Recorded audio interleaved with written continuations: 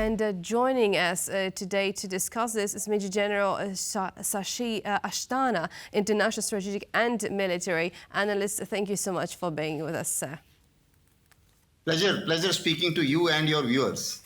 So now, how do you think, how does NATO summit strengthen the US and European alliance in the face of global challenges, what we've seen so far from the summit in Brussels?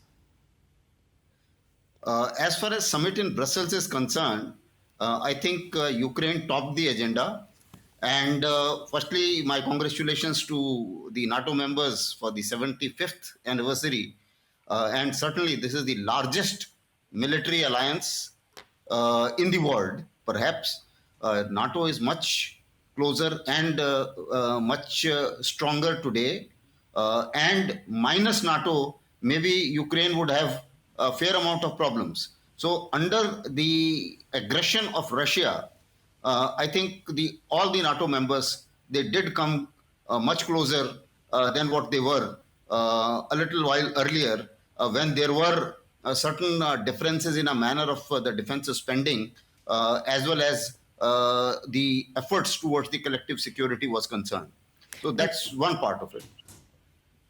And General, I wanted to ask, because you mentioned this collective security. Now, we had earlier NATO Secretary General Jens Stoltenberg saying that Europe needs America and that North America needs Europe.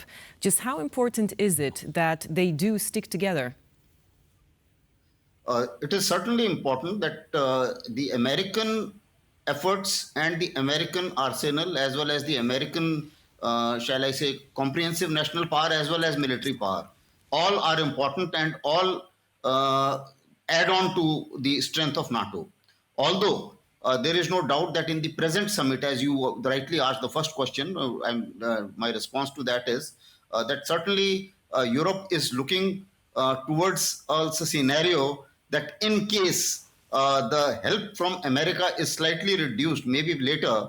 So that is why I think the buzzword going around is a Trump-proof plan for Ukraine, in a manner that you are looking at long-term guaranteed help to Ukraine, and that is 100 billion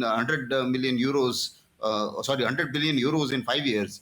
So this is what you are looking at, and also a little bit of guarantee, perhaps the improved guarantee, in a manner that, as you mentioned, the NATO-Ukraine Council is going to meet, and thereafter perhaps work out measures as to what can bring Ukraine closer to NATO. So these are certain things which perhaps will be carried forward from the foreign minister's visit or foreign minister's meeting to the summit in Washington. That's what I visualize. And although when the summit takes place, there will be, I'm sure, a fair amount of discussion on the global environment at that point of time, because a global environment is changing. There are many things at stake. You also have to perhaps cater for that. This summit is happening in the pre-election year in United States. Certainly. And is also happening in United States. So therefore, that is going to impact a lot. And therefore, all the concerns of the United States at that point of time will also be in the forefront as far as the discussions are concerned. So we might see a tectonic shift here, like you mentioned, especially as it's a pivotal year for the United States. Now, it is also this friendship between Europe and the United States, like Alex have mentioned. Now, it's beneficial for both sides. But my question is, so what do you think, what economic and security benefits does the US derive from NATO's collective defense mechanism as such? See, as far as the economy is concerned, apparently the Russian interest may not be exactly as per European interest. Let me put it in no uncertain terms, for the simple reason, because one of the aims of this Ukraine war, which has started, and one of the perhaps reasons was that the dependence of Russia, of Europe on Russia, was increasing tremendously. And perhaps there was some interruption because US also feels that their influence in Europe should not go down. And you have a whole lot of events which have taken place. The war is one event, blowing off of the pipeline is another event, cutting down the dependence of oil on Russia is another event. But then at the same time, countries think of their national interest in a slightly different manner.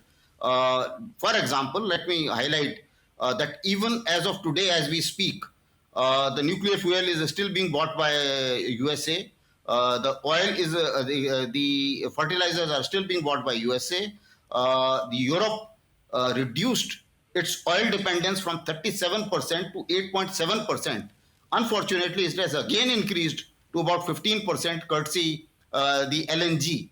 So therefore, there are interests which play around, and everywhere it may not be certain, or it may not be perhaps necessary that the US interest actually coincide with the European interest. But what is important is that Russia is a threat today. Iran and North Korea are emerging threats, and China is a very big challenge. Now, if you put this equation in place, there is no way that NATO and European countries have to be together with the United States, and this challenge can be taken on when you are together. So therefore, all these challenges are bringing both together, and therefore, I see the future of NATO in getting together and getting closer day by day. That's what I feel. As far as the agendas in the USA will be slightly different. It may perhaps be a little more focused on the multi-domain operations, artificial intelligence, cyber, kinetic, and a whole lot of other threats which United States is feeling. Because, mind you, United States doesn't have a continental or a land threat from Russia or from China. It has all kinds of other that threats. Was Major General Shashi B. Asthana. Thank you very much, sir, for your insight and for speaking us here on TVP World this morning. Okay, thank you. Pleasure talking to you.